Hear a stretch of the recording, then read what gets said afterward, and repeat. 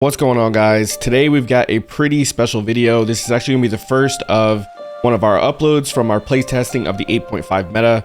I'm piloting Smoker and my friend is piloting Blue Dofi, both being upgraded with the structure decks. We're actually able to get our structure decks pretty early, before most people because of one of the locals we go to.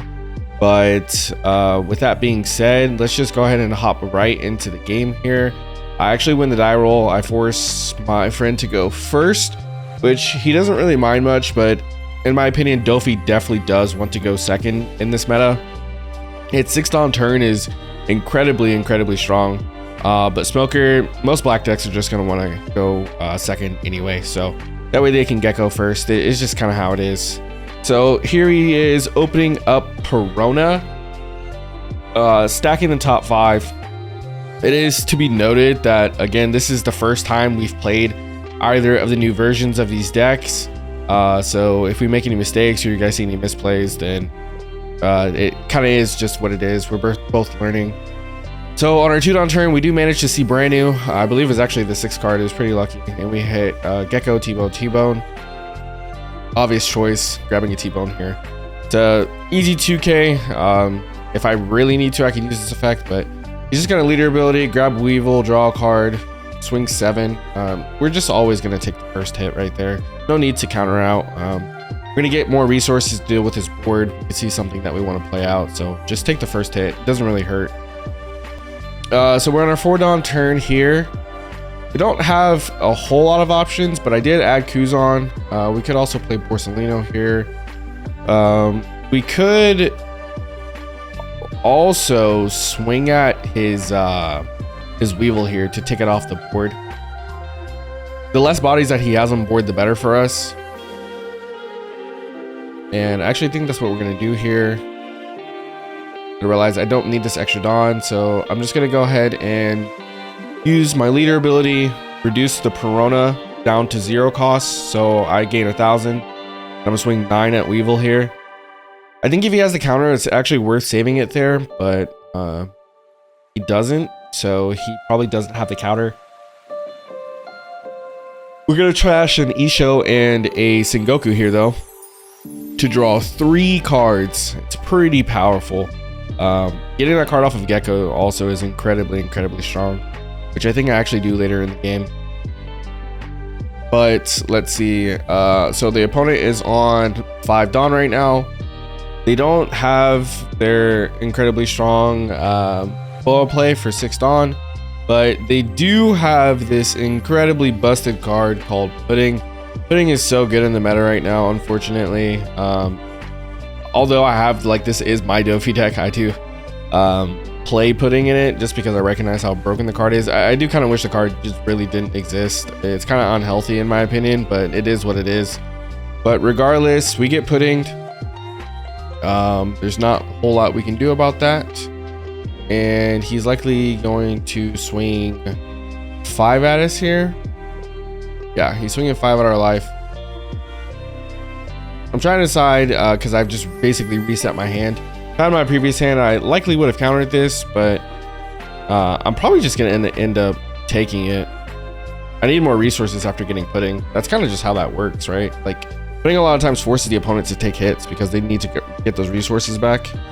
Yeah, so yeah, I just take that hit. Actually would have been shocked if I countered that there. But we're gonna go ahead and get Perona'd. He's gonna stack the top again. He actually is kind of low rolling here, to be honest, for a Dofi deck. But I don't think that the matchup is really bad for Smoker. It's not like entirely like one-sided.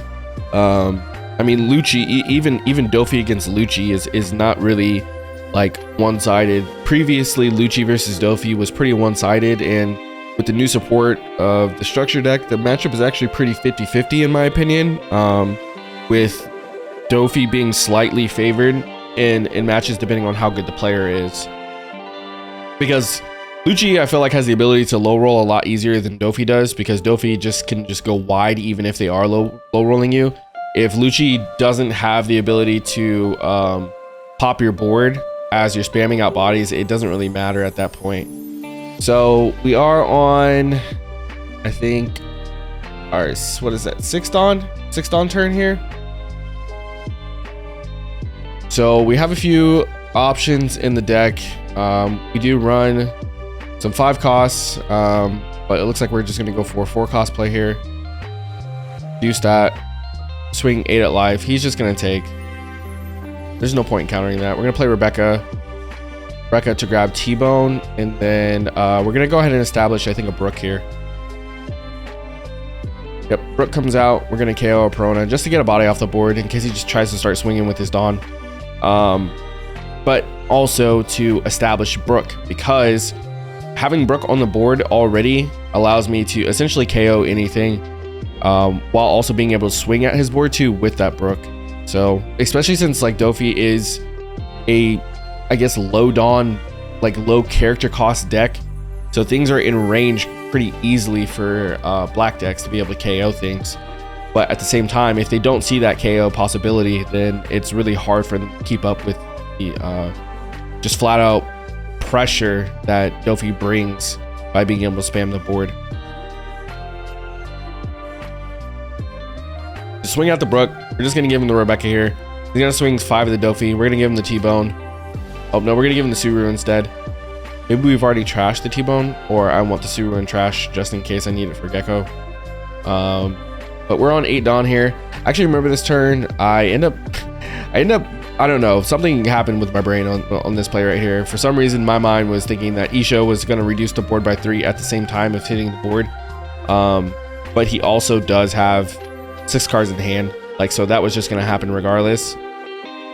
And then we hit Sengoku and a Pudding. 2 pretty useless cards right now.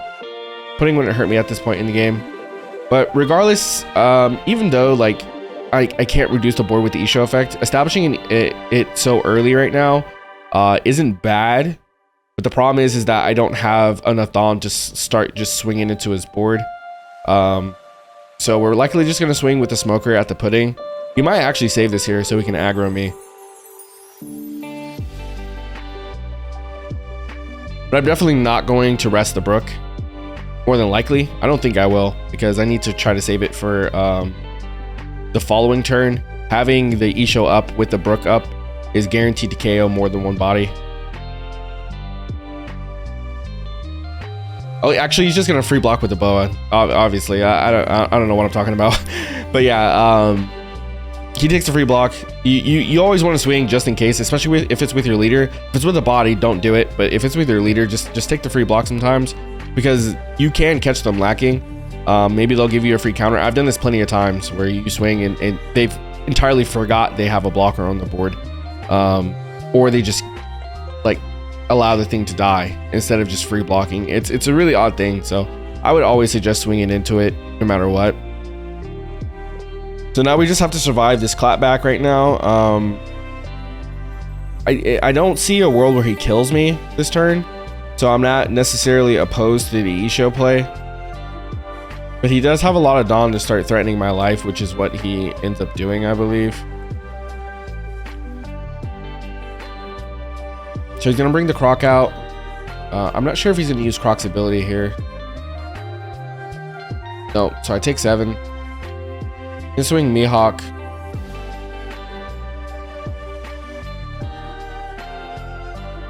I actually think he maybe should have drawn that Croc, to be honest. And I take another 7. So we're down to 1 life here. We are in a dangerous position if we can't start clearing bodies and establishing our board at the same time. So we do have basically 2 characters that are pretty not relevant on the board right now, but we have 2 other very relevant characters, which are Isho and Brook. So Isho is going to go ahead and passively Tempest Kick the entire board. And then we are likely going to put this Dawn onto Brook here instead of our leader. There is a world where we could put it on our leader here, just to get the extra power. And I think that's what I'm deciding right now. If I want this to go on my leader, if I want it to go on Brook.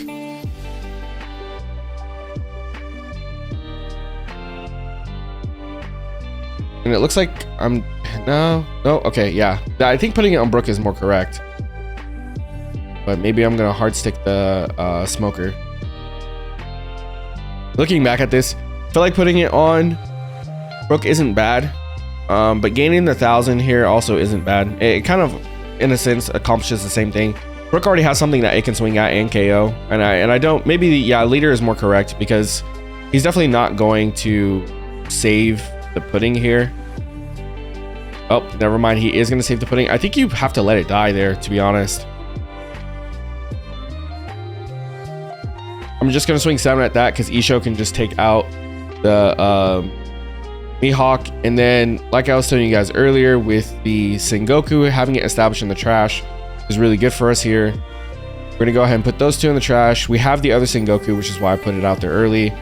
Sengoku is going to use its effect first, trashing the second Isho and a Tashigi to draw 3 new cards, knocking my deck over in the process. And then Rebecca is going to... Did I forget to add with Rebecca? I actually think I did. I definitely didn't add anything with Rebecca there. Definite oversight by me.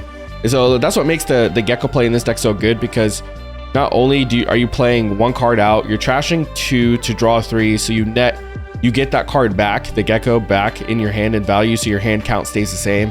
And then you get the Rebecca card off of it as well. So you just gain free value for essentially no reason. Like Gecko being able to do all this is pretty nuts in my opinion. But now our board is having the passive AoE -3 while having 2 Brooks on the board is pretty crazy. Essentially his board is not going to survive pretty much every single turn. And he's getting starved out right now. I actually think that is a viable strategy versus Dofi. Like they don't really have the ability to maintain a super high hand count, especially since I Isho'd them, taking 2 of those cards out of their hand. One of them being a Searcher definitely hurts. So stacking your deck is like really nice here, and you get to like get out a free body from your deck with your leader. So that definitely does help. But your hand count kind of stays pretty low for the most part. So being able to starve them isn't a bad strategy here. And since I'm so wide, it is a really bad spot for him. But at the same time, I am at 1 life, so I need to protect that life as hard as possible, because you have to play around Perfume Femur, because if you don't, that card will literally steal the game from you if you're not paying attention to the board state.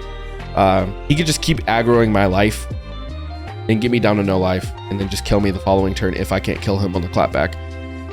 So he's just gonna swing at me here, using leader ability. I'm pretty sure I just give him Rebecca no matter what, unless he laws it. He's gonna add the buggy that came out that turn, so this other standing buggy can't swing. Just gonna give him the Rebecca. He's trying to decide if he wants to swing 5 or 6. Which actually kind of matters here. I think if he swings 6 at the Brook, I might let it go. If he swings 5 at it, then I'd probably save it. Unless he swings 6 at my life, then obviously we counter. But me not adding a 2k back to my hand is definitely kind of a blunder on my end. So he's gonna play the buggy first, see what he gets. Just gonna bottom deck it, and he's going to swing at my life. I'm guessing he has Perfume, which is why he's trying to aggro my life there instead of go for the Brook. So again, we're gonna AoE minus the entire board, put 1 Dawn on the Brook this time. This is definitely correct because Brook can swing into the Jinbei, and the other Brook can swing into the buggy. We're gonna go 5 at the Jinbei here, likely popping the crocodile. Oh no, he went 5 at his life, popped the Jinbei. Gonna give me a 2. I think he has to take that. He's at 4 life.